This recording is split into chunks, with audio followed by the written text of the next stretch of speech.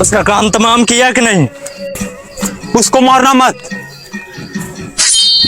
बहुत कुछ सीखा है आपके शहर से मीर मुअज्जम। अपने हथियारों की ही नहीं बल्कि अपनी जानों की हिफाजत खुद करनी पड़ेगी। कौन है ये नासिर?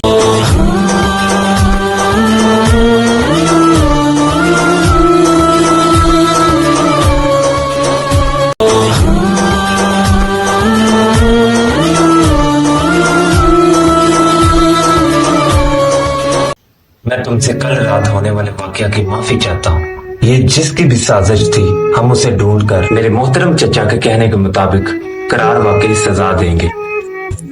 चचा जान, हमने फैसला किया है रहने के लिए सरसब्ज जमीन मुहैया की जाए। इस जमीन के बारे में तुम्हें नासिर बताएगा।